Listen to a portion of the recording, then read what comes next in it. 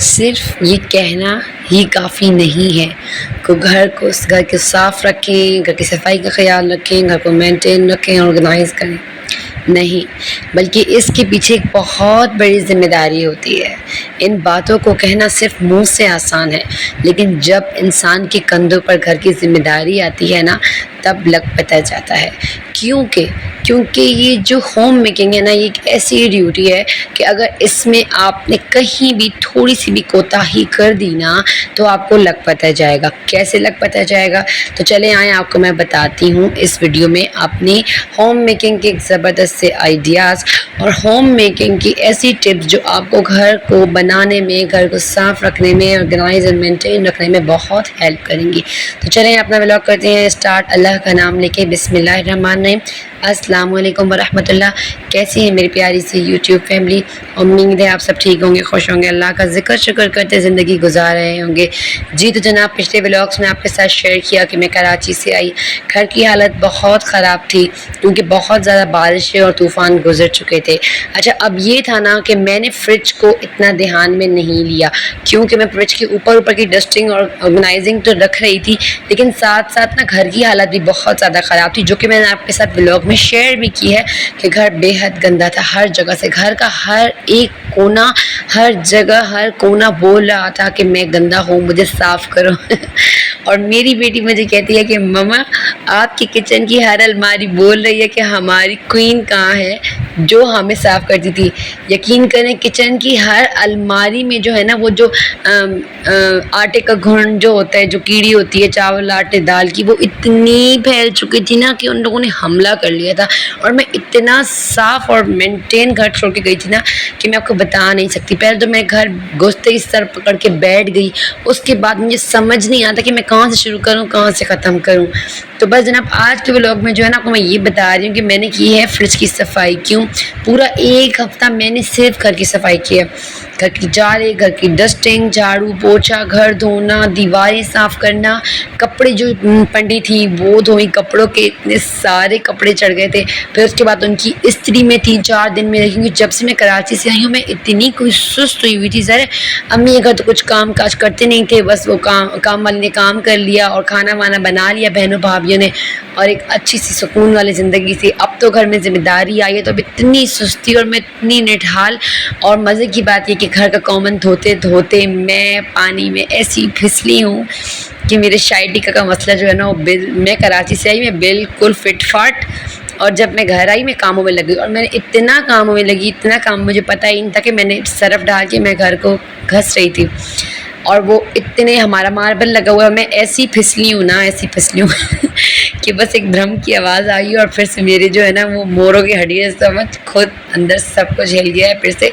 लेकिन फिर भी मैंने हिम्मत नहीं आ रही, अब फिर भी मैं थोड़ा थोड़ा आराम कर रही हूँ, लेकिन फिर भी काम की तरफ लौट रही हूँ। मैं क्या कह रही हूँ कि घर को साफ, वेल मेंटेन, ऑर्गेनाइज, ये सब कहना बेहद आसान है यार, लेकिन जब इनको संभालने की बारी आती है तो पता चलता है कि अब आप क्या कह रही हैं। तो बस जब मैंने सारे घर की सफाई से फारिग हुई, कपड़े वपड़े धो लिए, एक हफ़्ता गुजर गया, 10 दिन। अच्छा, अब मैं सौदा वगैरह मंगाई, इतना फ्रिज गंदा नहीं लग रहा था, लेकिन मैंने कहा कि चले अब फ्रिज की सफाई करते हैं। बहुत सारे दिन हो गए हैं, ज़्यादा ईद भी गुजरी थी, मैं सफाई करके भी गई थी।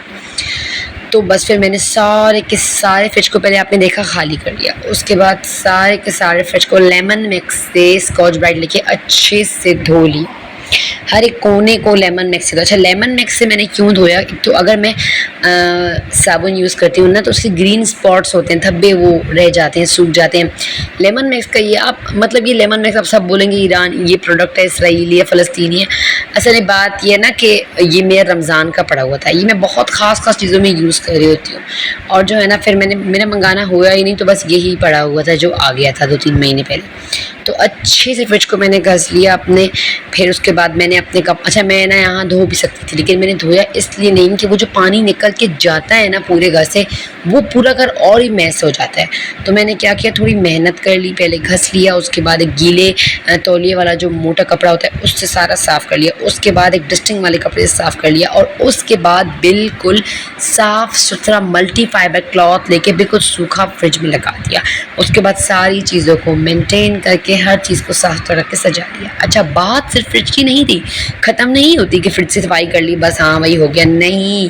पहले सुबह फ्रिज की किचन को साफ़ किया, फिर फ्रिज को साफ़ किया, 1 से 1.5 घंटा मेरे सिर्फ फ्रिज की सफाई में लगा। उसके बाद जो घर गंदा हुआ यकीन करें ना पूछें। उसके बाद फिर मैंने और मेरी बेटी ने मिल के सर्फ की झाग बनाई और पूरे घर को धोया, साफ़ किया, फिर जाके जो है ना हमारे दिल को तसल्ली हुई।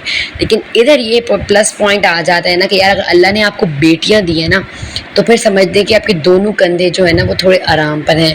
अब मेरी बेटी ये कि छोटी है, इतनी बड़ी नहीं है, पर ये कि मैं अपनी बेटी को छुट्टियों में बहुत ज़्यादा ट्रेन अल्हम्दुलिल्लाह कर लिया है।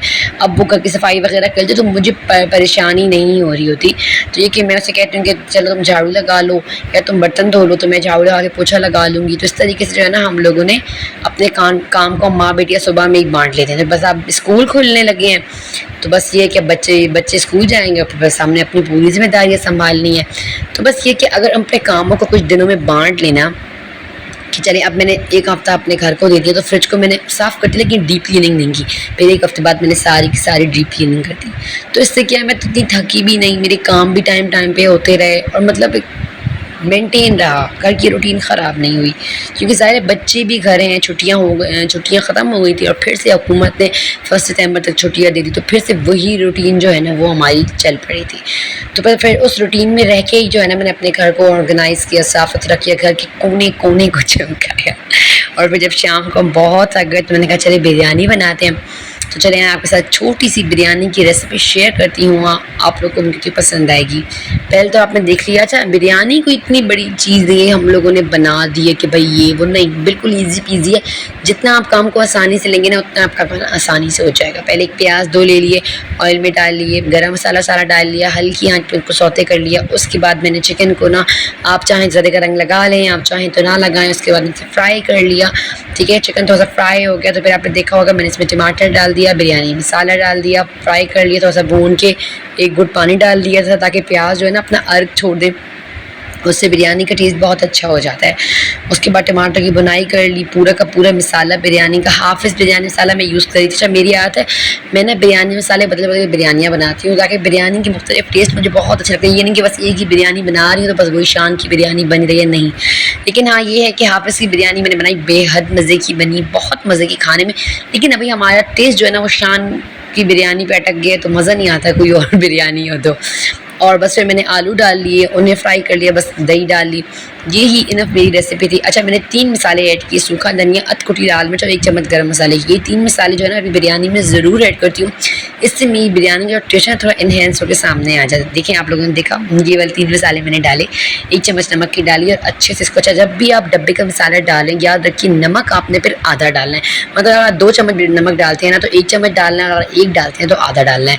तो बस इस तरीके से मसाला कौरमा जो है बिरयानी का तैयार हो गया था। फिर मैंने 1 गिलास पानी डाल के इसको सीटी लगा दी। जब ये गल गया तो बस इसको मैंने तय लगा दी। अच्छा, तय की ये थी कि अच्छा ये मेरी इरादा था, मैंने कहा चलिए मिट्टी की जो हांडी होती है उसमें जो है ना मैं बिरयानी बनाऊंगी। अब चिकन और आलू तो गलने से रहे थे उसमें, क्योंकि वो बहुत ज़्यादा टाइम टेकन होता और मेरा सिलेंडर ख़त्म हो जाता। तो बस मैंने कुकर में सीटी दे दी और उसके बाद मैंने अपनी जो है ना मिट्टी की हांडियाँ ले ली, उसमें मैंने अच्छे से घी लगा दिया और उसके बाद मैंने चावल की लेयर लगा कर सारा का सारा बिरयानी मसाला इसके ऊपर डाल दिया। फिर चावल की लेयर लगा ली। तो यकीन करें ये जो हांडी की बिरयानी थी ना इसका टेस्ट एक अलग आया था। अच्छा, कराची में अभी ये बहुत ज़्यादा मिल रही है। पहले जब मेरी शादी नहीं हुई तो हम जाते थे कराची में मिर्ची 360 डिफेंस में, तो वहाँ पर जो है ना हम ये बिरयानी का एक पॉट लेते थे, छोटा सा पॉट आया था 1 पाव की जितनी बिरयानी, मतलब 1 प्लेट बड़ी बिरयानी की, पर बहुत ही टेस्टी होती थी। और उन लोगों ने तो ना इसमें डाल के ऊपर एल्यूमिनियम चढ़ा के ना ओवन में बेक किया बहुत ज़्यादा बिरयानी को ऊपर। यकीन करें बिरयानी बहुत मज़े की हुई थी उनकी। तो बस मैंने भी उनकी कॉपी की और मैंने कहा चले यार मैं घर में हांडी वाली बिरयानी, और यकीन करें हांडी वाली बिरयानी का टेस्ट एक अलग आया, पता नहीं क्यों पर टेस्ट अलग था, खाने में बहुत मज़ा आता और इतना बच्चों ने शौक़ से खाया कि 1 चावल भी बिरयानी का नहीं बचा था। वरना अमूमन मैं जब भी बनाती हूँ ना 1 कप ज़्यादा बनाती हूँ तो दूसरे दिन बच्चे लंच में बिरयानी ले जाते हैं स्कूल, लेकिन यकीन करें हांडी वाली बिरयानी का एक दाना भी नहीं बचा था और बिरयानी बहुत ही आउटस्टैंडिंग और मज़े की बनी। तो बस ये थी मेरी बिरयानी की झटपट सी रेसिपी।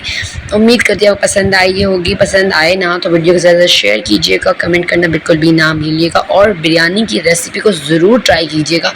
आप लोग खुद कहेंगे, अच्छा आप लोग ये कहेंगे अब ये जो हांडी है ना, ये ख़ास जंड की हांडियाँ हैं, अटक जंड पंजाब की वहाँ की हांडियाँ हैं। और नॉर्मली ये जो हांडी है ना, ये मुझे अपने ससुराल से मिली थी।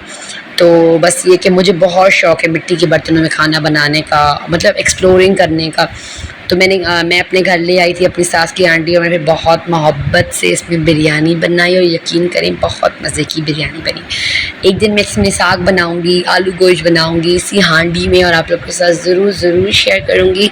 तो बस ये था मेरा आज का व्लॉग। बस यार व्लॉग बनाने का मकसद सिर्फ यही होता है कि आप लोगों को होम मेंटेनिंग के आइडियाज़ दिए जाएं, ऐसे आइडियाज़ दिए जाएं कि आपकी ज़िंदगी आसान हो जाए। बस मैं तो आपको हर व्लॉग में यही कहती हूँ, लेकिन आज के व्लॉग को मैं ये याद दिलाती चलूँ कि देखें मुझे बिल्कुल टाइम नहीं मिल रहा कि मैं प्रॉपर वीडियो बनाऊँ नमाज़ पर, कुरान पर। लेकिन आप लोग को मैं वीडियो के एंड में ये ज़रूर अपनी दीन की दावत दूँगी जो कि बेहद ज़रूरी है कि देखिए नमाज़ पढ़ें। सिर्फ आप 5 वक्त की नमाज़ पढ़ें और कुरान भी पढ़ें तो आप मुसलमान होने का हक़ अदा कर लेंगे। किसी का हक़ ना खाएँ, झूठ ना बोलें। नबी पाक सल्लम की उम्मत ही अगर आप हैं ना तो आप झूठ नहीं बोलेंगे। 5 वक्त की नमाज की पाबंदी रखें, कुरान की पाबंदी अपने घर में रखें, अपने बच्चों में नमाज का माहौल बनाएं। रोज़ाना मगरिब की नमाज के बाद दुरूद शरीफ का एहतमाम अपने घर में करने का शुरू करें। अगर घर में किसी किस्म की रिज़्क़ की तंगी है तो ज़रूर सूरह वाक़िया मगरिब के बाद पढ़ा करें 3 दफ़ा। और जो है ना आपने इस्तिग़फ़ार की कसरत करनी है। आप देख रहे हैं हमारे पाकिस्तान के कितने बुरे हालात हुए हुए हैं, सैलाब आए हुए हैं, क्या हालात बने हुए हैं।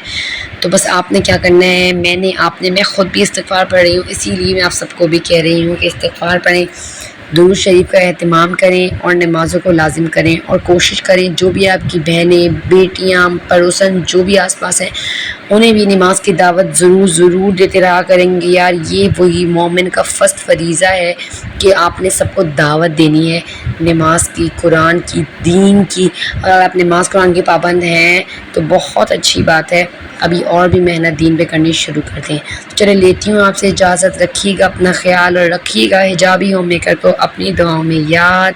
अस्सलामु अलैकुम व रहमतुल्लाह।